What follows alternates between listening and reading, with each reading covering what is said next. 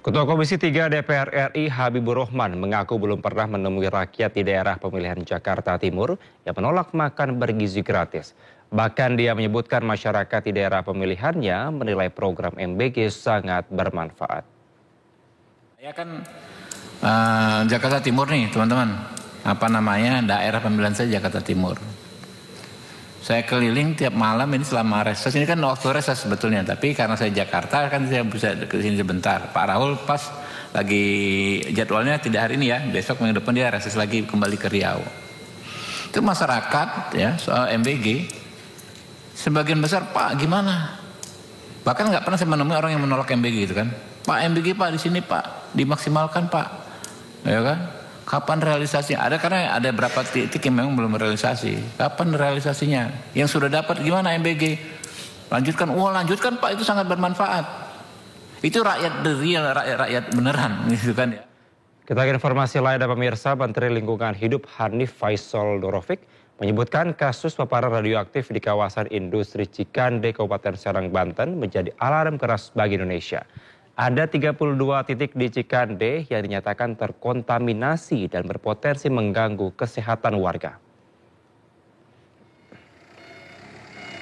Menurut Hanif, tingkat radiasi yang terdeteksi di salah satu titik kawasan industri tersebut mencapai 33.000 mikrosievert per jam atau sekitar 875.000 kali lipat standar normal. Fakta ini menunjukkan bahaya serius terhadap keselamatan manusia dan lingkungan.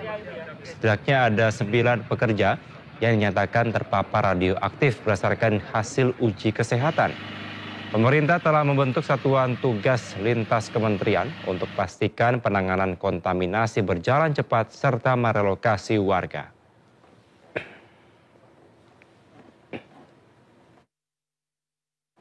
Penemuan radiasi cesium di Cikande, Serang, Banten bermula dari penolakan Amerika Serikat terhadap kiriman udang beku dari Indonesia yang mengandung zat berbahaya.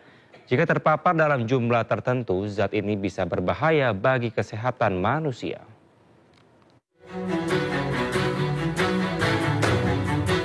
Agustus 2025 lalu, FDA Amerika Serikat menolak kiriman udang beku dari Indonesia. Hasil penelitian di Amerika menunjukkan udang yang dikemas di sebuah pabrik di Cikande, Serang, Banten itu ternyata mengandung zat radioaktif berbahaya bernama radionuklida cesium 137.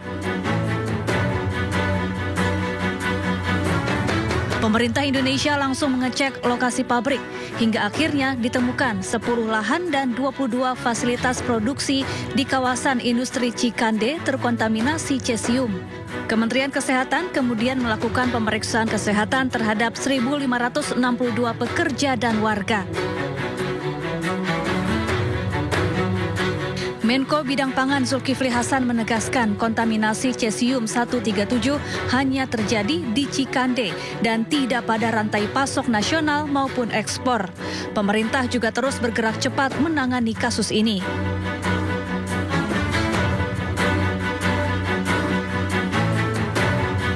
Cesium 137 adalah zat radioaktif yang biasa dipakai dalam bidang medis, industri, dan uji coba senjata nuklir.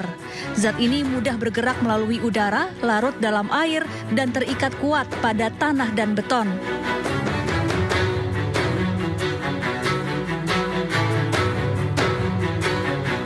Adapun radiasi cesium ini berbahaya bagi tubuh manusia. Dalam jangka pendek bisa mengakibatkan mual, muntah, kejang-kejang hingga luka bakar. Sementara dalam jangka panjang bisa meningkatkan risiko penyakit kanker.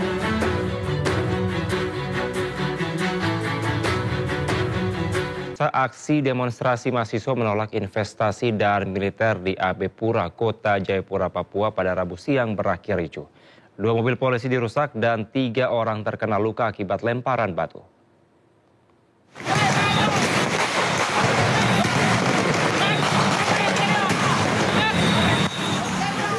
Aksi demonstrasi mahasiswa menolak investasi dan militer di AB Pura, Kota Jayapura, Papua, Rabu siang berakhir ricuh. Masa berdemo menolak investasi dan militer di AB Pura, Kota Jayapura, Papua. Mereka melakukan orasi di lingkaran AB Pura yang mengakibatkan lalu lintas terhambat. Unjuk rasa berakhir ricuh lantaran sejumlah massa melempar batu ke arah polisi hingga membakar 2 mobil polisi dan 1 mobil milik perusahaan daerah air minum. Akibatnya, aparat terpaksa menembakkan gas air mata. Sudah disepakati untuk konsolidasinya di lingkaran AB supaya tidak mengganggu arus lalu lintas masyarakat juga di masyarakat. Namun pada saat mau bergerak ke lingkaran AB, ternyata juga ada provokasi yang memulai dengan melempar kepada petugas itu. Setidaknya 3 orang menjadi korban terkena lemparan batu, 2 diantaranya anggota Polri. Kondisi ini mengakibatkan pusat perbelanjaan pertokoan terpaksa tutup karena ketakutan. 2 orang telah diamankan polisi karena diduga dalang aksi kericuhan. Dari Papua, Cornelia Mudumi, iNews melaporkan. Pemirsa, seorang anggota dewan yang terhormat kembali membuat sensasi hingga viral.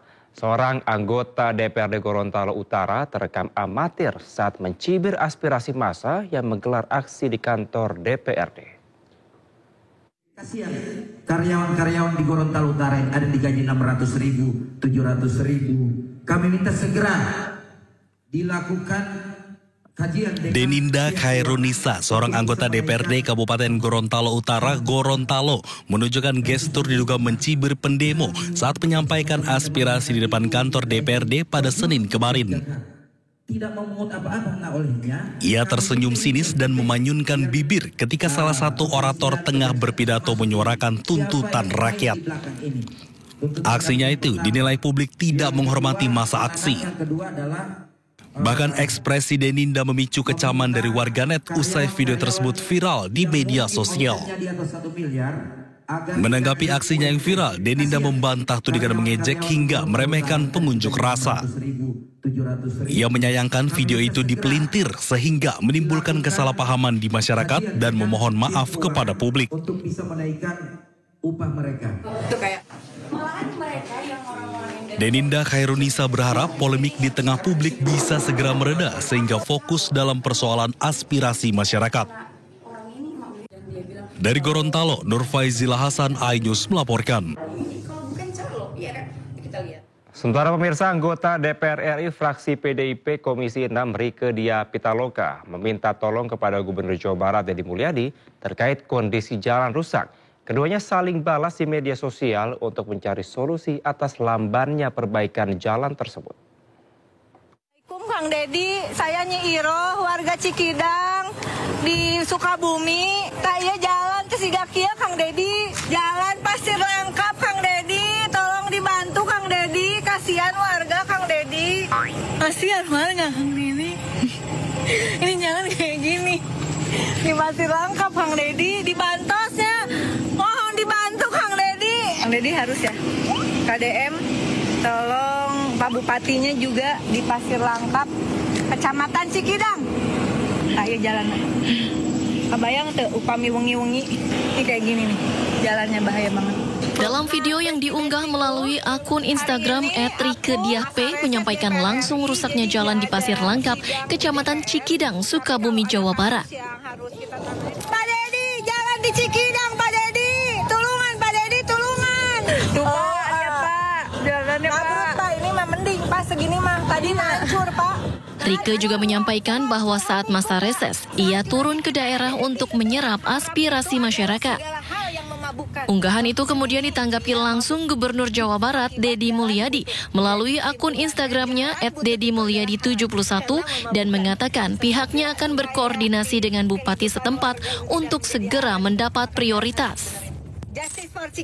Sukabumi itu kabupaten yang sering sekali dibantu oleh provinsi.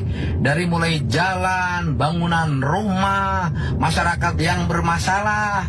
Itu jalan Cikidang, itu masuknya jalan apa? Jalan kabupaten apa jalan provinsi? Rarasaan mah itu jalan kabupaten. Kelihatannya tanahnya tanah perhutani. Ya, nanti kita koordinasi sama bupatinya itu untuk segera mendapat prioritas. Mohon dibantu Kang Deddy. Hal ini menjadi kolaborasi antara anggota DPR RI dengan Gubernur Jawa Barat untuk mencari solusi atas lambannya perbaikan jalan Pasir Langkap di Kecamatan Cikidang, Sukabumi. Ini kayak gini nih, jalannya bahaya banget.